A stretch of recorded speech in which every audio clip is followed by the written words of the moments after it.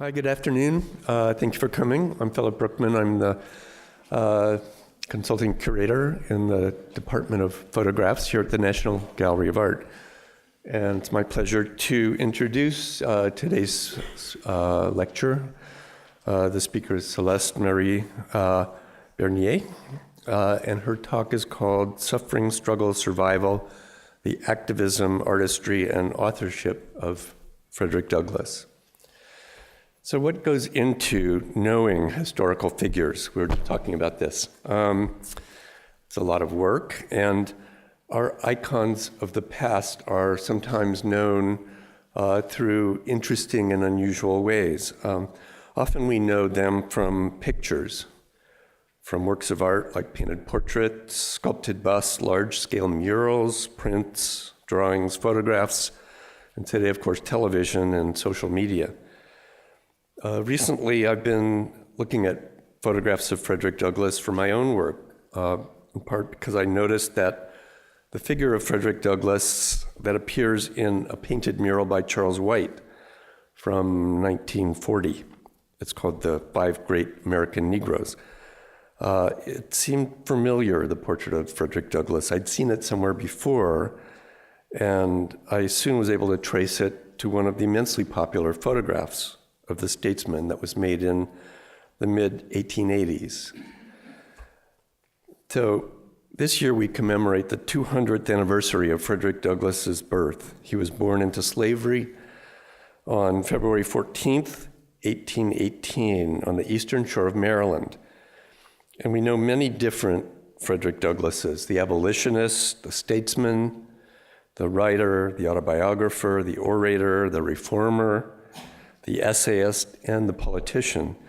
And today we're going to hear more about the many lives of Douglass as a family man.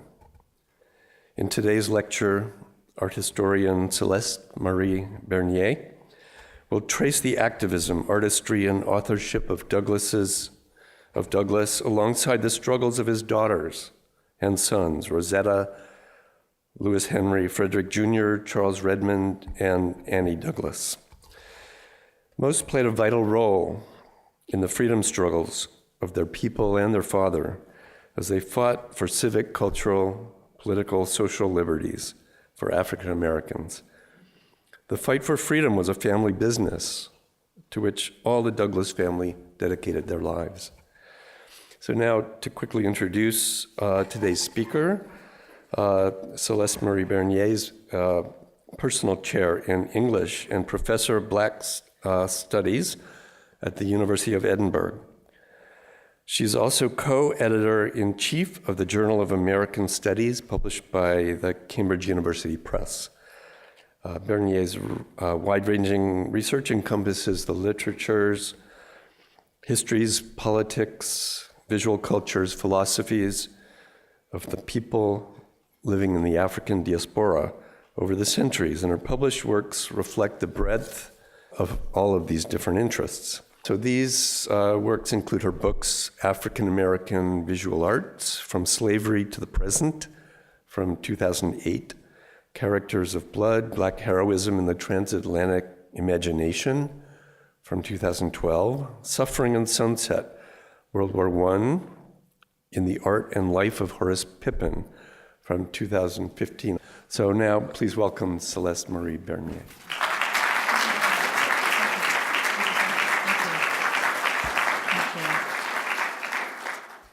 Thank you all very much, and thank you for that extremely kind introduction. And thank you, Ali and Sarah, as well for making it so I could be here. And thank you all for coming out today on a Scottish weather day. So I feel at home here. Thank you very much. Struggle is a beautiful thing. Jacob Lawrence. I cannot forget suffering, and I will never forget sunset. Horace Pippin. I live and die in heart and hope. Be strong, be cheerful, be brave. Frederick Douglass. I'd like to dedicate today's lecture to a number of inspirational people, but first of all, to Walter Evans, who is the visionary, the inspiration, and the guide who makes all of this worthwhile. So please join me in thanking him.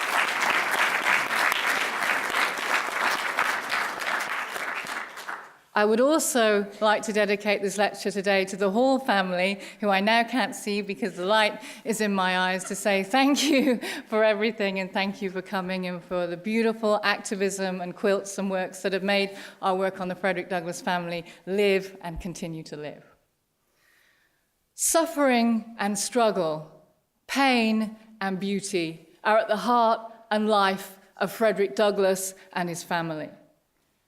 In the 20 years of my life, looking, researching, working, and finding, and trying to understand those marks, traces, possibles, and probabilities of the many lives of Frederick Douglass, let alone the many lives of Frederick Augustus Washington Bailey, I am now working on the many lives of Rosetta Douglass, Lewis Henry Douglass, Charles Remond Douglass, Frederick Douglass Jr., and Annie Douglass.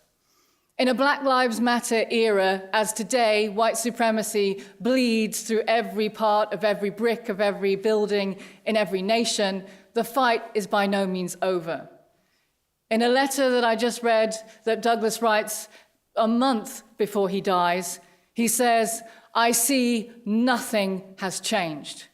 We may not be bought and sold for market like brutes in the field, but we have nothing to live for in the current climate. Nothing to live for." At the age of 22, Douglass spoke repeatedly of feeling suicidal.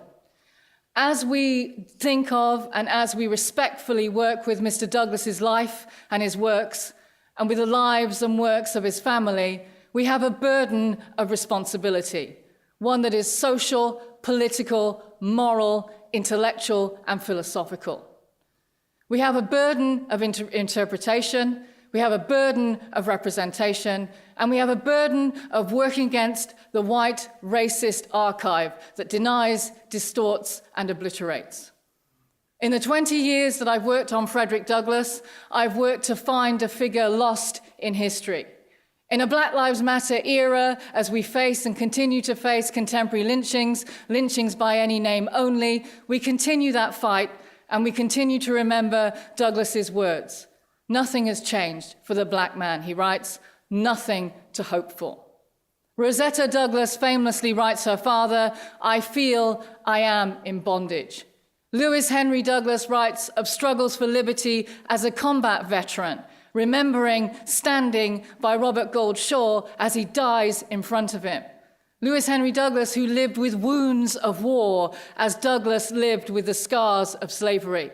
The no man's land that Horace Pippin described as the ghost-like memory of slavery as they lynch our bodies while we fight for freedom in the Argonne, a freedom that is in name only. Frederick Jr. repeatedly wrote, a man who died too young, who died while Frederick Douglass was alive. He spoke that "I do not understand the white race. I do not understand their privilege and their power. I reject their supremacy." In the life and works of Douglass, and in the life and works of Douglass's family, the burden of representation is understanding the failures of Western academia. Western academia are history, genealogical records that deny and distort, that look for names, dates, and facts. In the 20 years that I've worked in the field, working with materials, working with archives, working in the case of the 15th Regiment in World War I, whose records have been entirely burned, as Robert Marshall, one of the most important African-American lawyers, described it, we're taken out into the field and lynched, and no one knows we lived. The question remains how to deal with this terrain, how to understand, interpret, and respectfully engage with an archive that is missing, lost, and denied. Suffering, struggle, and survival. Heretofore, colored Americans have thought little of adorning their parlors with pictures. They have had to deal with the stern, and I may say, the ugly realities of life. Pictures come not with slavery and oppression and destitution, but with liberty, fair play, leisure, and refinement.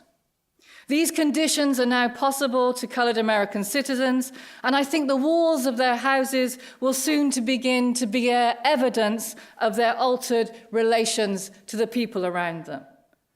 This portrait represents, truly as it does, the face and the form of our first colored US Senator, Hiram Reynolds, and it is a historical picture. It marks with almost startling emphasis the point dividing our new from our old condition. Every colored householder in the land should have one of these portraits in his parlor and should explain to his children, as the dividing line between the darkness and despair that hangs over our lives, the light and hope that is now coming. For Frederick Douglass, art was the way out of despair and destitution. He instructed Helen Pitts that at his death, his profession should not be listed as statesman, but should be listed in exactly and precisely these words: literary, author, editor, and publisher. Frederick Douglass understood the importance of art as a beacon of hope, and he saw art and activism as conjoined in the struggle. He persistently understood art as that beam of light, the way to explain, in his words, our history to our children. Douglass spoke one of the most powerful moments when he's first made it out of slavery, the prison house of bondage. He described it as, "I stand now in prosperity and happiness. I would I could go on, but I cannot. As I think of my dear children, the grim horrors of slavery rise before me to pierce my heart and chill my blood. A slave mother has many children, but no family." Frederick Jr., we worked for the emancipation of the cause of our father. The question of the fact of the extent to which slavery denied and dehumanized was for Douglass a way of understanding possibilities of life in the face of death. He understood art as a way out of being, as he described it, a brand new fact. It's no surprise to all of us to know that Douglass repeatedly said, "I have been bought and sold on the abolitionist podium more than I was ever bought and sold on the auction blocks of the US South." As you look at this photograph, you can hear his words as he says, "This photograph strikes me as a faithful representation of the man. Upon public grounds, I thank the photographer for giving the country this admirable picture of our first colored American senator. Whatever may be the prejudices of those who look upon it, they will be compelled to admit that the Mississippi senator is a man, and one who is a man among men. We colored men so often see ourselves described and painted as monkeys, that we think it a piece of good fortune to find an exception to this general rule." Douglass's understanding of art and photography was nothing less than the belief that life was at stake. He understood that we are imprisoned, his words, in facts as fixed facts, in books that deny, dehumanize, and erase us. But in photography and art, we can see and feel the imagination. Douglass was at war, and you all will remember, so I have no need and I have no political reason to show you, the dehumanizing images from slavery. In your mind, you can see and understand the history of an abolitionist movement that was predicated on bodies of evidence. Not bodies as souls, bodies as facts. As Douglass described it, not bodies as living, breathing humanity, but bodies as iron arguments of proof. Douglass was told when he stood on the abolitionist podium, "Do not use too much refined speech. 'Tis best you don't seem too learned." To which Douglass said, "I will speak, the word to be spoken by me. I did not feel just like narrating wrongs, I felt like denouncing them. Douglass was insistent repeatedly, you'll know the story, of who he is and how he should be greeted as Mr. Editor, if you please. Douglass understood and Douglass lived by the belief, two convictions that he held, that language has no power and the image is mute. Language has no power and image is mute. So as you look at the photographs of Douglass, and as you know, he was the most photographed American, black or white, in US history, you see Douglass speaking to you as he described it, not as an iron argument, but as the inner via the outer man. Douglass violates, rejects, and refuses the conventions of white plantation civility. He directly confronts his black and white photographers, and he directly looks down on you as an audience, as he rejects the abolitionist directive. Douglass, as were so many, was forced to strip on the abolitionist podium, to show his scars. Later, he writes of it with traumatized language. I myself was called upon to exhibit my back with many misgiving notions. I obeyed the summons. Only for a tiny window, he soon refuses that mandate. I must speak the word to be spoken by me, and I must speak of slavery in the ways to be spoken of by me. In these photographs, you see Douglass communicating to you the burden he had and that haunted him through his whole life.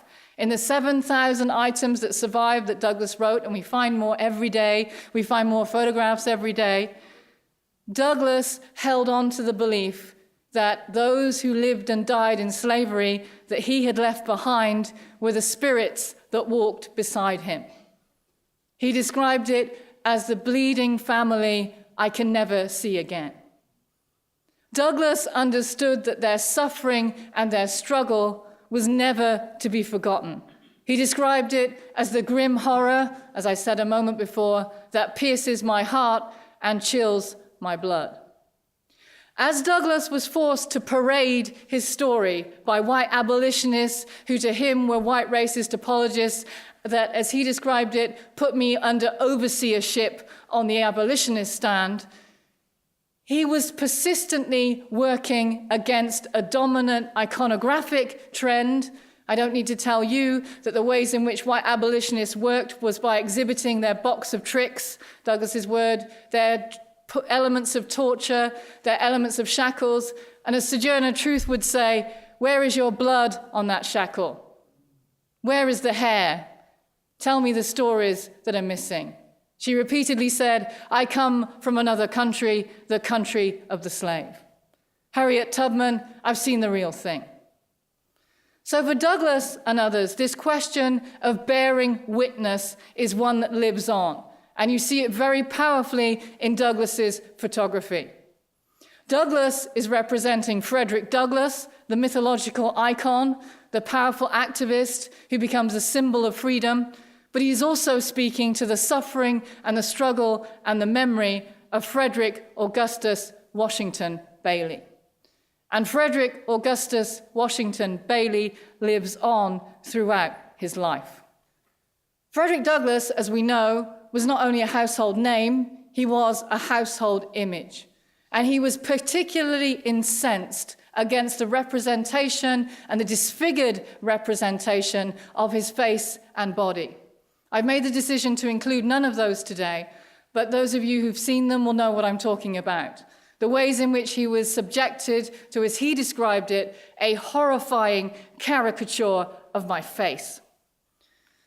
Douglass was incensed at the ways in which blackness was represented in a white racist imaginary. And these are his words. Negroes can never have impartial portraits at the hands of white artists. It seems to us next to impossible for white men to take likenesses of black men without most grossly exaggerating their distinctive features. The reason is obvious. Artists, like all other white persons, have adopted a theory respecting the distinctive features of Negro physiognomy. We have heard many white persons say that Negroes all look alike. They associate with the Negro face high cheekbones, distended nostrils, depressed noses, thick lips, and retreating foreheads. If I were to paint them, I have words I would use.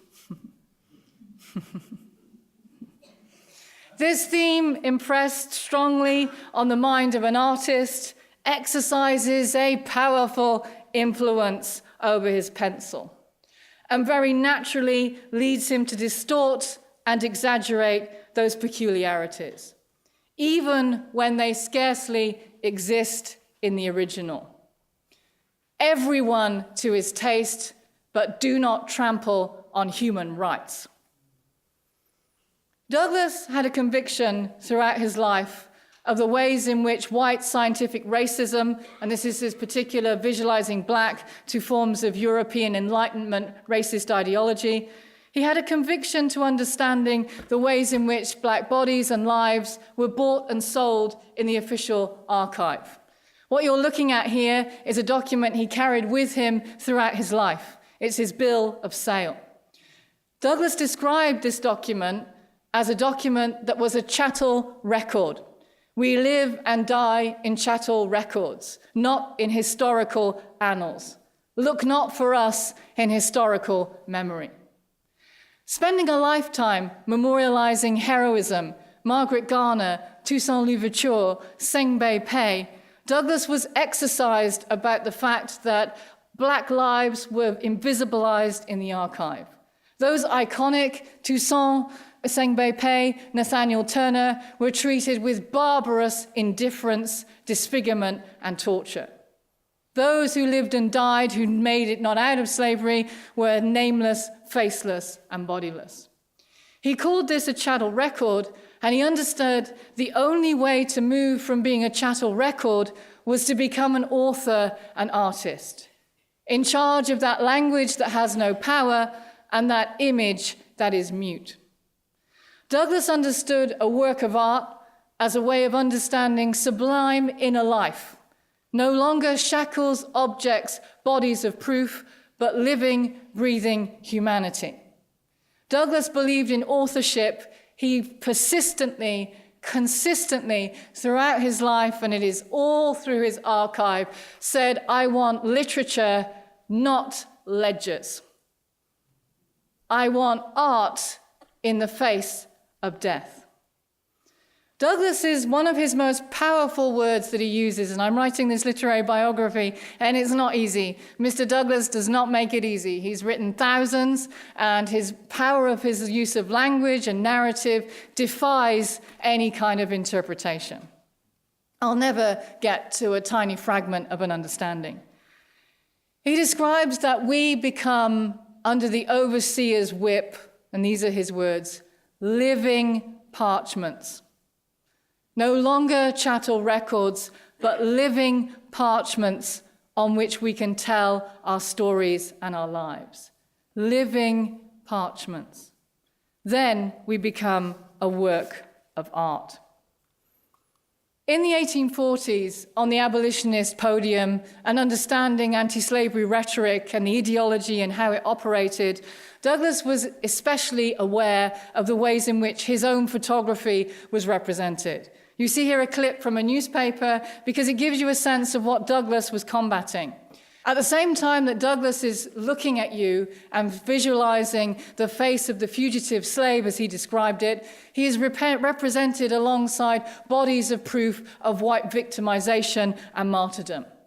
Douglass understood that black lives didn't matter in abolitionist ideology, or they only mattered insofar as they served white abolitionist myths of activism. And we all know that myth. White abolitionists believed that you moved from slavery to freedom, the teleology of uplift. Born into slavery, the Josiah Wedgwood medallion, am I not a man and a brother? Am I not a woman and a sister? And you move into liberty and freedom in a journey of no return.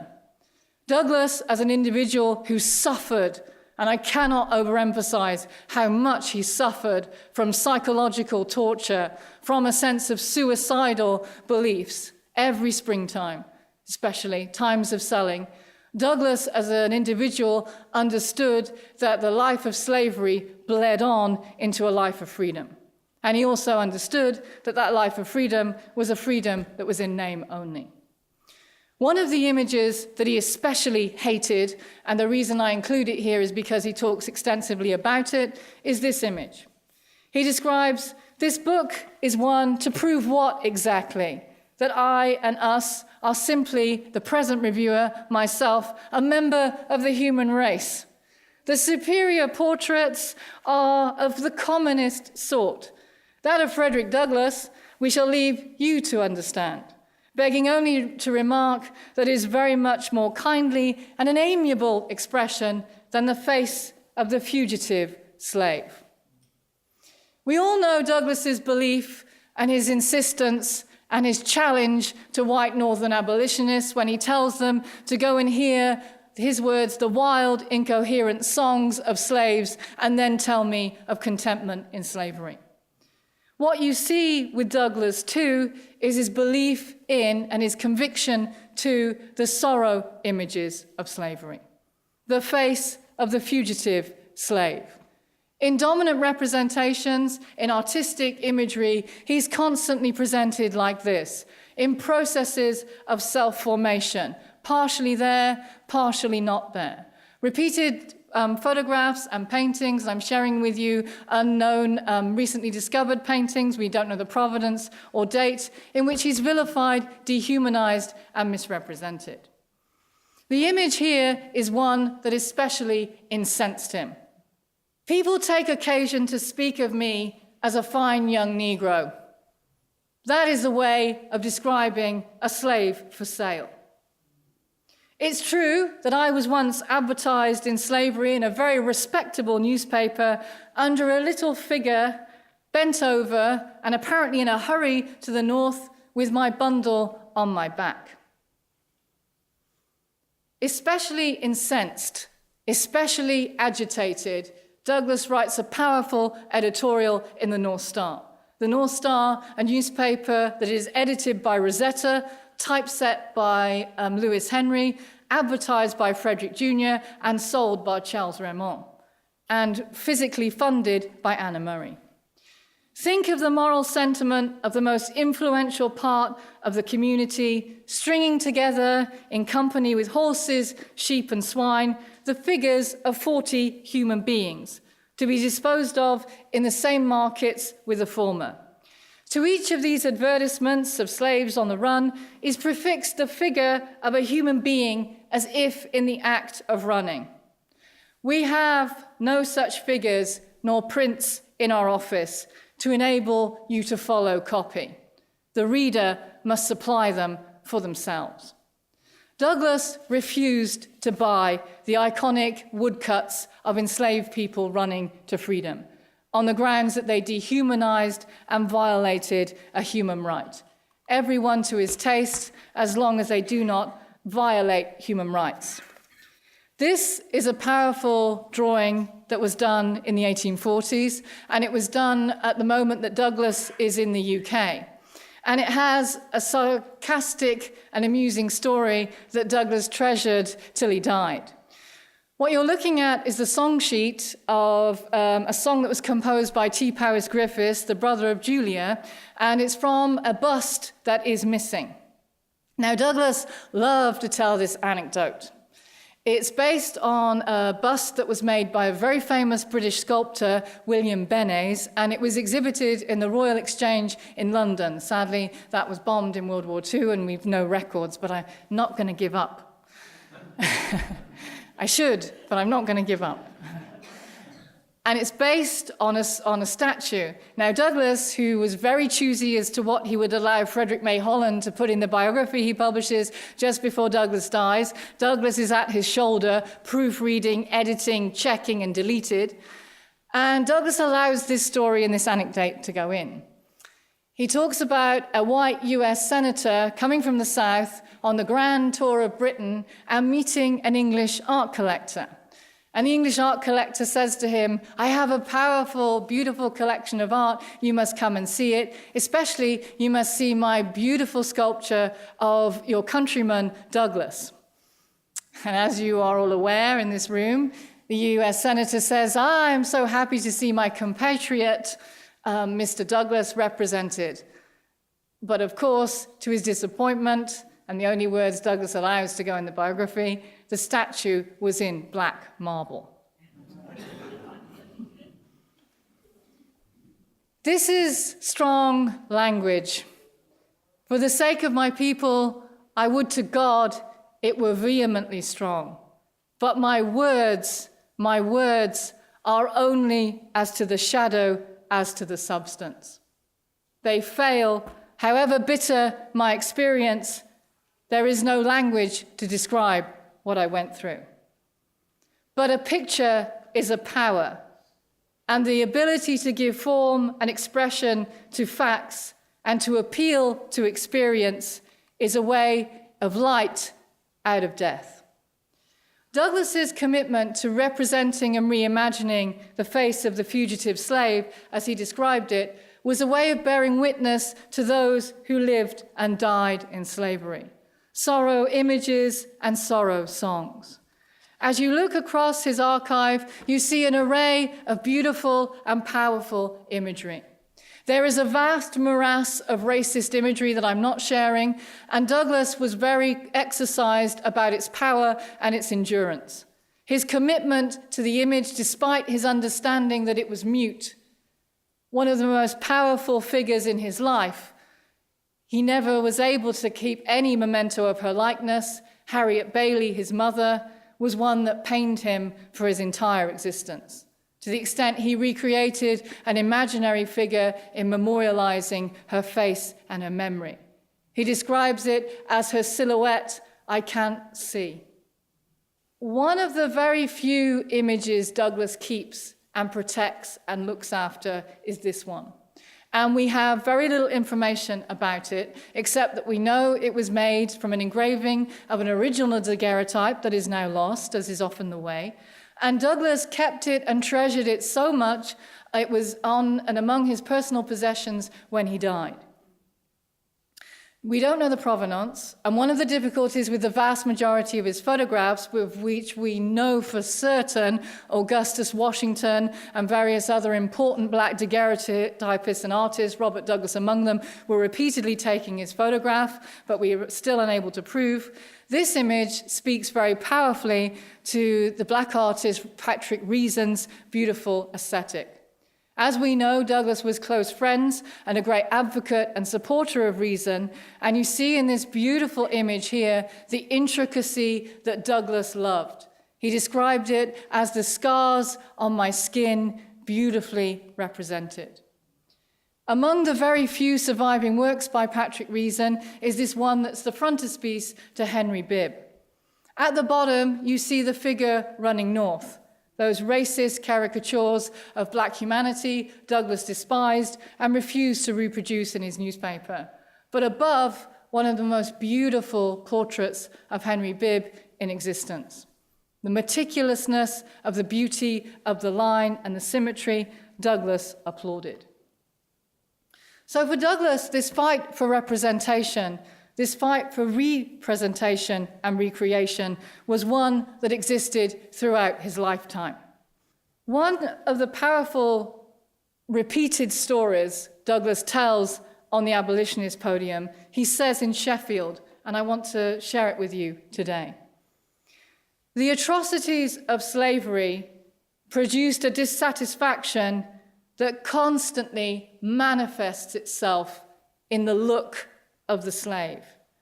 I have been punished and beaten more for my looks than anything else. for looking dissatisfied because I felt dissatisfied, the feelings and wrongs that have been heaped upon me as shown in my face. As you look here and see this powerful photograph that Douglass commissions for the start of My Bondage and My Freedom, you see Douglass embodying that form of resistance. Typically, Douglass refused to allow his hands to be seen in his photographs. But here you see him embodying those hand charms found in archaeological digs in the 18th century, the black power fists of radicalism. Later and increasingly, you see that exemplified in his photography. At this point, and in this text, and as I've spoken of a moment before, he describes his continued fight for freedom, in freedom. I was generally introduced as a chattel, a thing, amazing because it could speak, a brand new fact, the only one out. For Douglass, facts were a problem. Facts by whites were a problem. Facts by whites were a consistent, lifelong war. I will not be represented as a fixed fact, a piece of public property. Instead, I will be a work of art. Writing extensively on the philosophy of art, as Douglass does, he has a belief in art as liberation.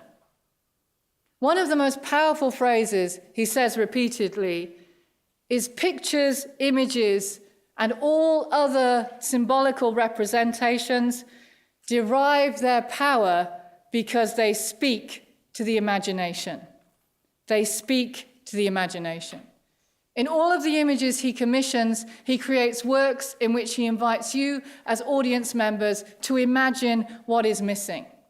Despite being told the abolitionist directive of a white notion of authenticity of black life, that he must tell all the facts, Douglass often says, I cannot commit to paper the feelings with which I represented it.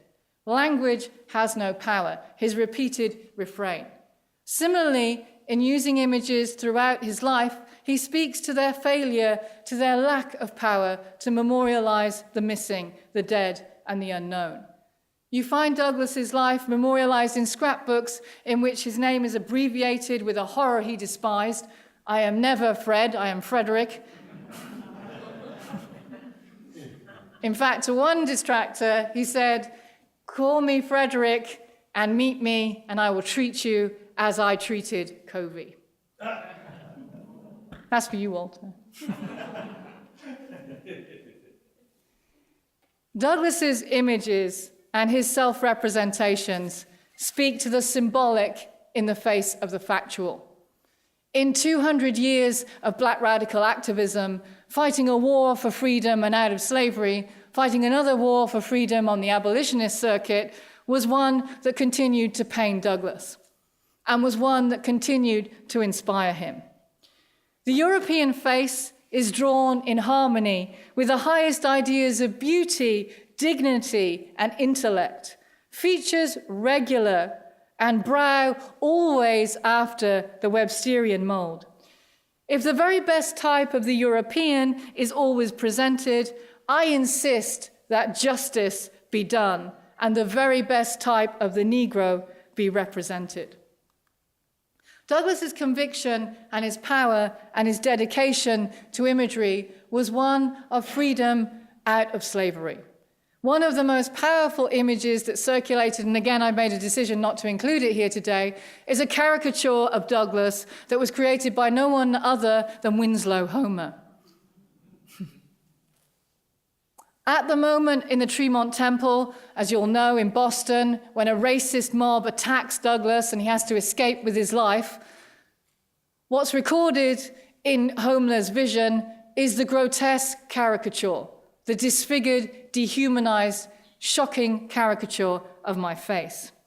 But let me tell you the words that Douglass said of that moment.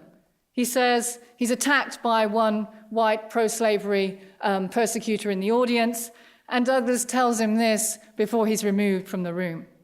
If I was a slave driver and had hold of you for 5 minutes in Maryland, I would let more daylight through your skin than there's ever been before. That never made it into the newspaper reports. Douglass took people to court over his image.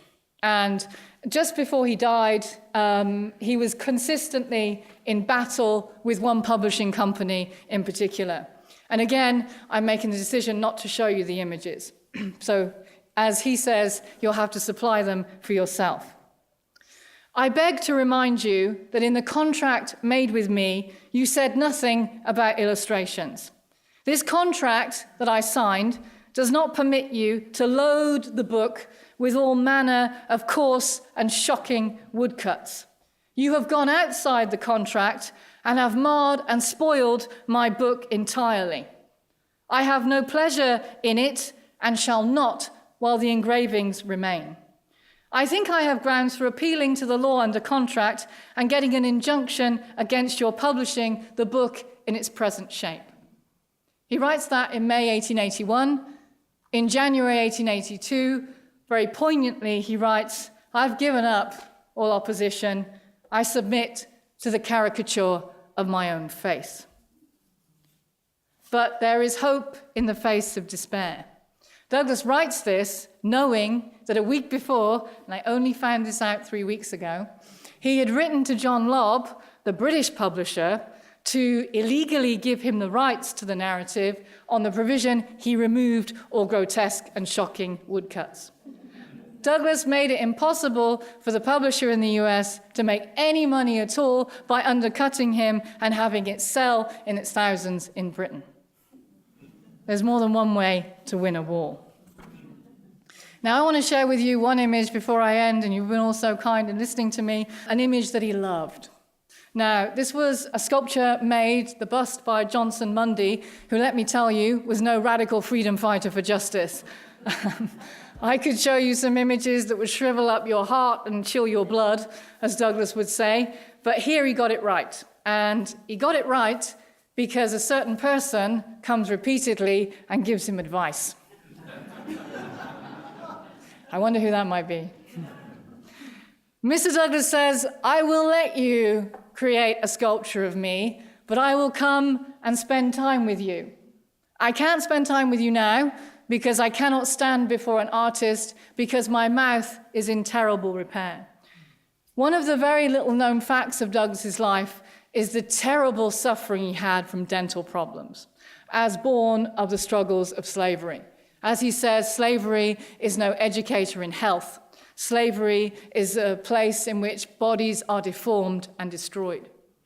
When he gets his health, he repeatedly goes and builds a friendship with Mundy and educates Mundy on black human rights. So Mundy, who's an apologist for slavery, Mundy, who creates, Google him, horrifying images of enslaved and free people, learns through Douglass to sculpt and paint another way. This is the only sculpture Douglass spoke about as being one that breathes and lives. So if we remember Douglass's hatred of images that made him a fixed fact, a public property, this was an image that he saw as one that breathed and lived and spoke to the inner via the outer man. When it's unveiled in 1879, he writes a private letter that I found a year ago, and he talks about it. This powerful sculpture has a traumatizing effect on Douglass when he sees it. And it takes him a long time to reconcile himself to it.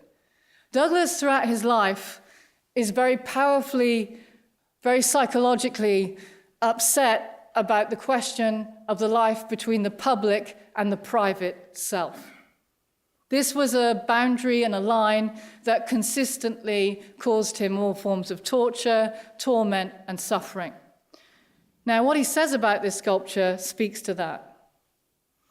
Incidents of this character, the unveiling of a statue to me in the University of Rochester, does much in my life to amaze me.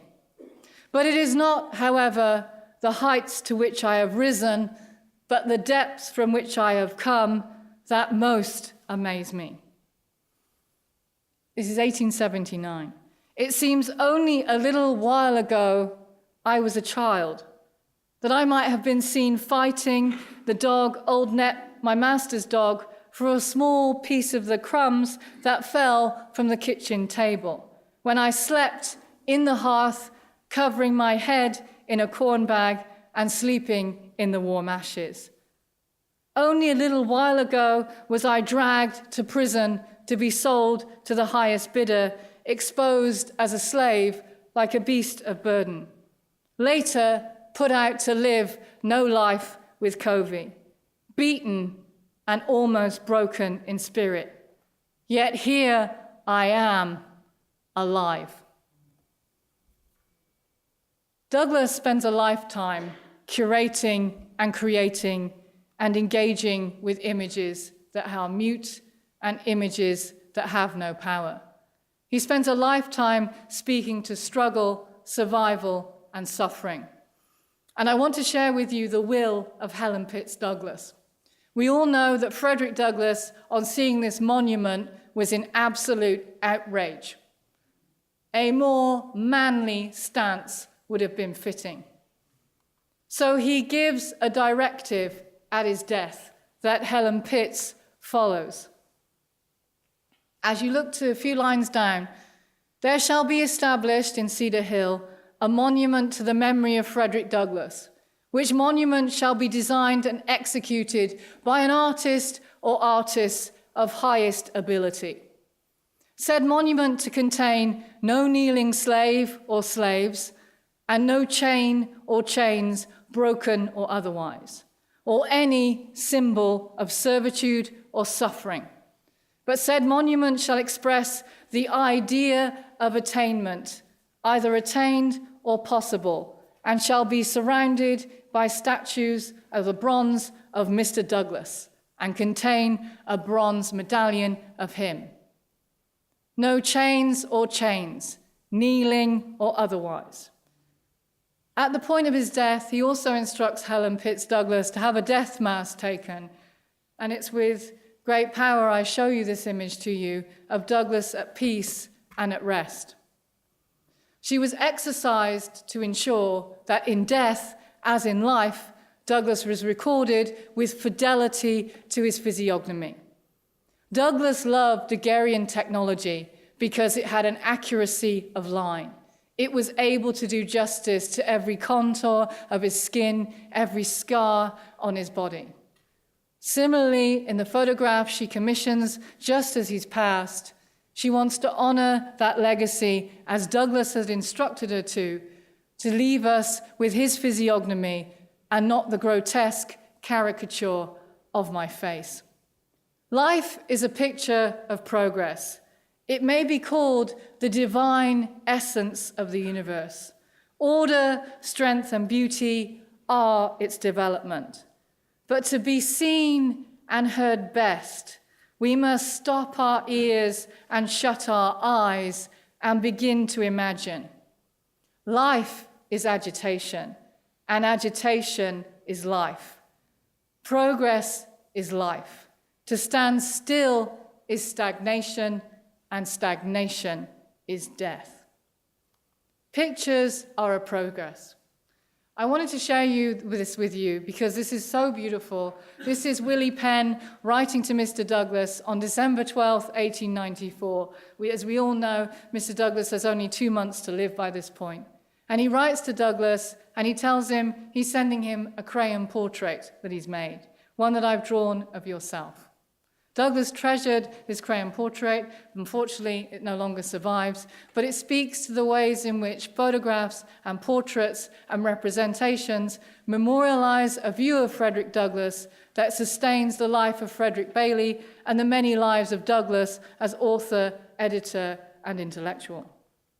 As Rashid Johnson today has engaged with Douglass's iconicity and remaking himself according to the portrait of Frederick Douglass, he also honors those whose lives we do not know, homeless women, men, and children living on the streets of Chicago. This man refused to give his name, and this man refused to allow us to see his face. As Douglass repeatedly refused to show the scars on his back, as Douglass repeatedly refused to parade the inner life of Harriet, of his brother and sisters, so too Rashid Johnson engages with that memory. For Frederick Douglass, just before he died, living with his elder brother, Perry, he talks about, I should write his narrative, but I cannot revisit what I went through. Let the dead bury the dead.